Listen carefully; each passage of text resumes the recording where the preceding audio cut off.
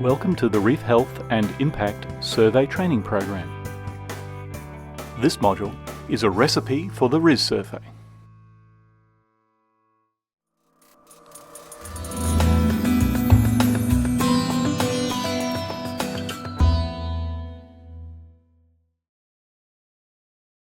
This module provides a recipe for conducting a RIS survey.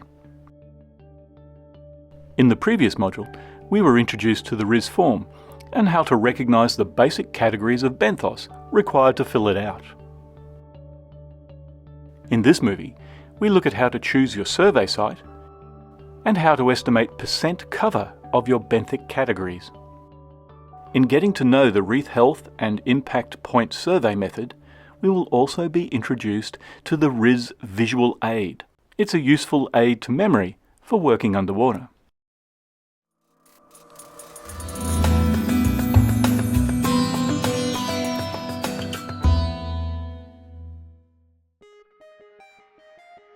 To conduct a RIS survey, you will need the following: your preference in well-maintained dive or snorkel equipment.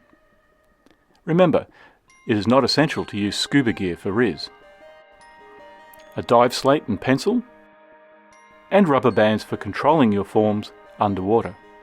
Also, a GPS is useful to record your survey position. In-water safety is of paramount importance, and it is your responsibility. Follow your organisation's occupational health and safety protocols for fieldwork.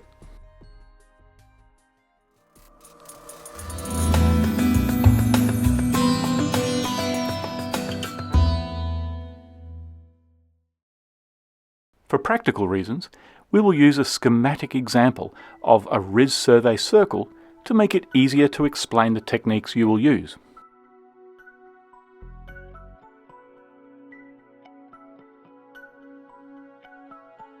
Imagine that's you on the left, and the radius of the circle is 5 meters.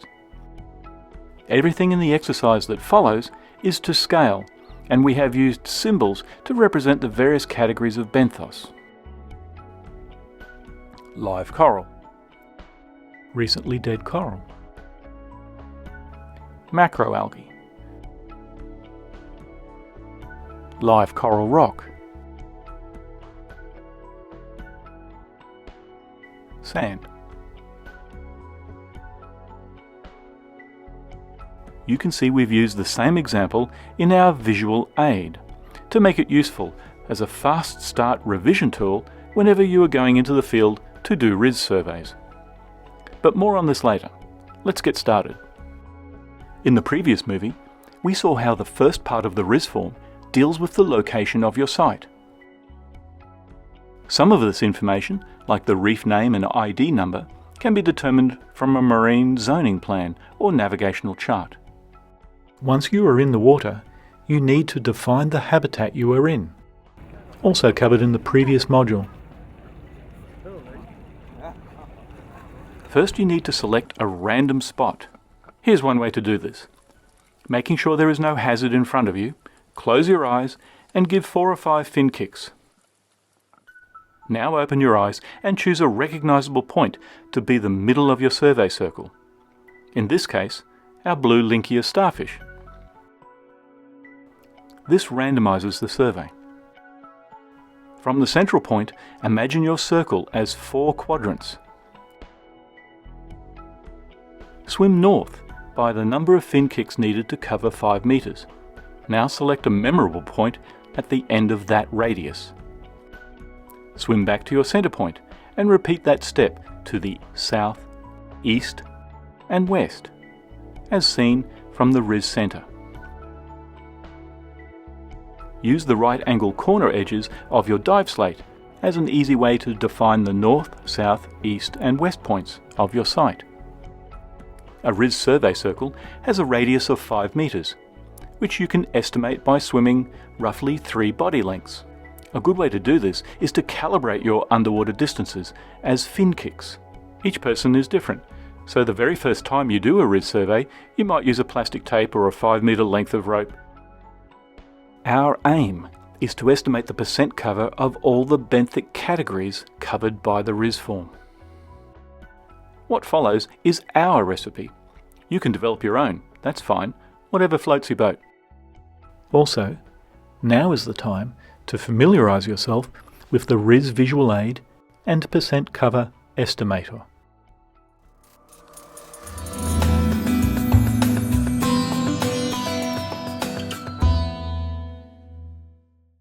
Step 1. Swim around your survey area to get a rough idea in your head of the percent cover of the different benthos types. Step 2. Do a quick presence-absence check. If the benthos type is not actually present, for example there is no coral rubble at all, straight away that is one less thing you have to think about.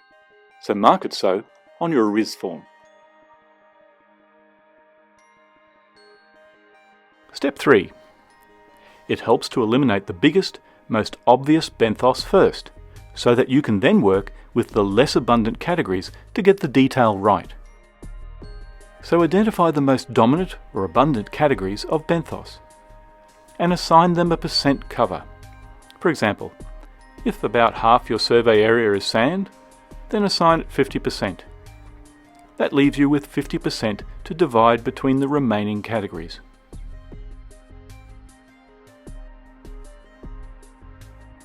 Step 4. The next most abundant category of benthos is live coral. Again, refer to your Visual Aid percent cover reference tool. There are many clumps of live coral spread throughout the site, all different sizes. The largest live coral cluster is clearly about 20% of the site. Looking at the smaller coral clusters and doing a little mental arithmetic, I get another 15%. That makes a total of 35% live coral cover. So together, sand, 50%, and coral, 35%, take up about 85% of the site, which leaves 15% to play with.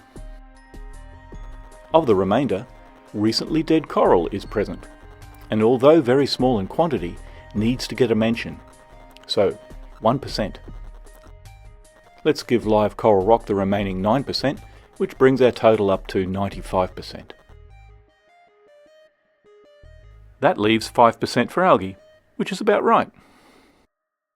Now you have the basic picture captured, do another swim around and adjust your values if necessary, in case you missed or misidentified something the first time around. It's normal to adjust your estimates in this way. You can make percent cover estimates for the whole area. Or alternatively, note down values for one quadrant at a time and then add them together to get a total estimate. You may find this approach useful if visibility is poor. Let's take this approach while looking more closely at the percent cover estimator. The purpose of the estimator is to provide a ready reckoner for estimating the percent cover of patches of benthos. The RIS percent cover estimator provides a series of useful sample shapes to help you estimate percent cover. Note that the percent cover values in this example are for the whole circle. Sometimes it helps to have some real-world handles. For example, 1% of a RIS survey circle is about the size of 4 family pizzas. After you've done a few RIS surveys, you'll never look at food the same way again. Another useful comparison is that 3% of a RIS survey area is a circle with a diameter roughly that of a diver with both arms outstretched wide. Again, the secret is to practice and devise a recipe that you are comfortable with. Let's run through the workflow for the example in the top left quadrant. As we already know, the first step is to classify your benthos. Classify your benthos, especially the standout elements in your quadrant. In this example, we mainly have live coral in various forms and some algae. If you start by focusing on the big and the obvious, you can then deal with the other groups by a process of elimination. Once classified, give them a percent cover estimate. For example, in this quadrant, we have 8% coral and 1% algae. There is also some sand, But how much? Knowing that a quadrant is 25% of the survey circle automatically tells us that we have about 16% sand. Or, if you prefer, start with estimating the sand and work your way back from there. Remember, don't sweat the small stuff. What we're really trying to achieve is consistency in the way you estimate. Now rinse and repeat for the other quadrants. Once you have a result for all 4 quadrants, you can add them together to get the 100% cover for your whole survey area. It's okay, and normal, to refine your first estimate. Experience shows that obvious categories like coral are typically overestimated, while others, like sand, are usually underestimated. Take your time and make sure you double check that your percentages add up to 100. Okay, so let's review our RIS form. We now have benthos percent cover estimates tallying 100%. The next step is to record life form information for the macroalgae and coral components. The total live coral cover, both live coral and recently dead, now needs to be broken down into life form types by proportion, again tallying 100%. So, of all the coral present, both live coral and recently dead, how much of it fits into each life form category?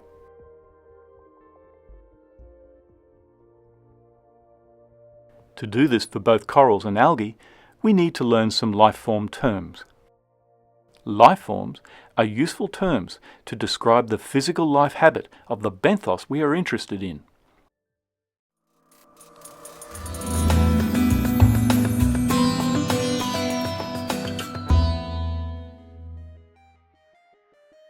Here is what you need to know for macroalgae. Slime refers to algae which is so fine as to appear to coat the substrate in a slimy felt.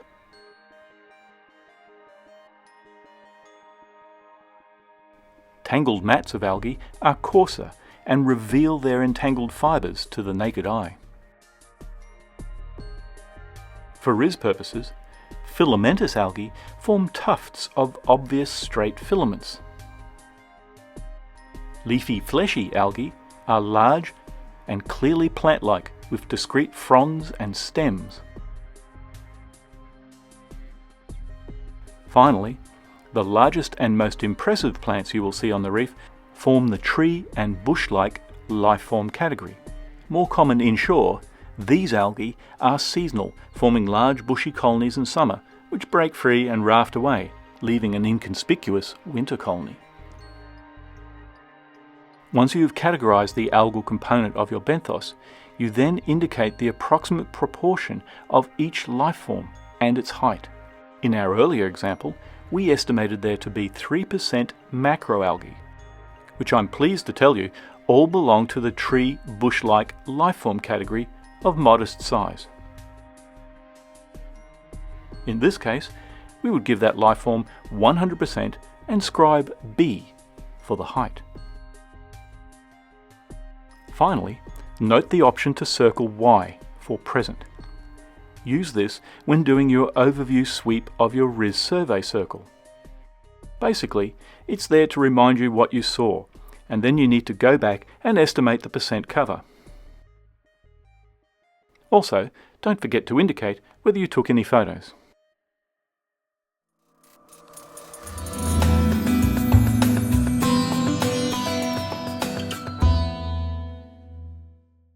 Now we'll take the same approach with coral life forms. For RIS, we include both hard and soft corals in the live coral benthos category. Soft corals are distinctive among the polyped animals by having soft, flexible bodies with many polyps that always have 8 tentacles. Look closely, and you may see that these polyps are often supported by tiny visible calcareous spines called spicules. Tip: check out our overview of hard and soft corals in the previous module. The following life form descriptions apply to hard corals. Unlike soft corals, hard corals have a rigid calcareous skeleton. Generally speaking, their polyps are withdrawn and obscure during the day. When polyps are extended during the day, the number of tentacles will be a multiple of 6, often too many multiples to count. The branching coral life form includes the open tree-like branching forms of hard corals. These are obvious and easy to recognize. Just be mindful that we are talking of branching hard corals with a rigid skeleton, not the flexible forms produced by some soft corals.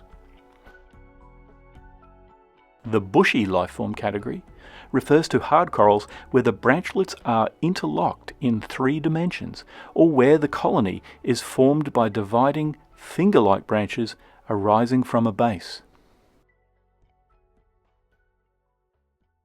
The plate table lifeform category describes colonies which form flat plates made of tiny branchlets on a central pedestal or attached to the substrate on one side. Vase or foliose corals are made of thin plates that may take the form of a vase or tiers of nested plates. The encrusting lifeform refers to thin coral plates that adhere to the substrate. The mushroom lifeform category describes the common oval or skateboard-shaped free-living mushroom corals. Finally, massive lifeforms refer to corals that are solid and roughly similar in shape in all directions.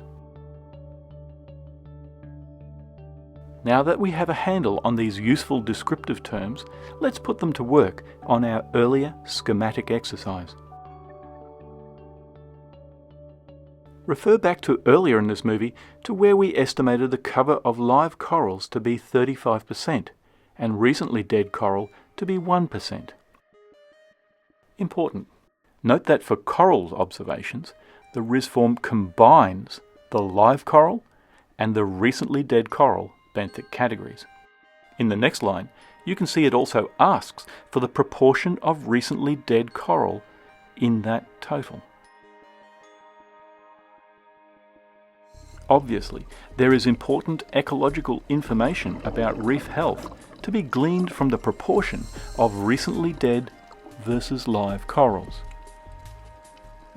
In this case, I've broken down our lifeform categories thus: 5% soft coral, 25% branching, 60% massive, 5% vase foliose, and 5% plates tables. Again, note, all the recently dead coral had a branching lifeform, so I'm assigning it 5% of the total branching lifeforms. How do we get these percentages, I hear you ask? First, review how many different lifeform categories you have. If there is only one, then your life is easy, and you just record 100% of the coral as being that lifeform. However, on a diverse reef, things will be complicated. We'll use the same approach we used earlier for the percent cover of benthos. If one particular lifeform is dominant, then estimate the percent cover of all the live coral for that lifeform. Then work your way down. If it is an even mix, then you will have to divide the 100% equally across all the categories. It is often helpful to make a first cut and then go back and refine the different elements to get them right. Again, don't sweat the small stuff. Just get it right enough that someone looking at your results would interpret the reality correctly. So there it is. You have now mastered the percent cover and lifeform techniques and applied them to your coral observations. You'll be pleased to know that you have broken the back of the techniques associated with the RIS surveys, as the rest of the form reuses these basic ideas again and again. In the next movie, we'll move on to identifying the things that affect the health of the reef. See you there.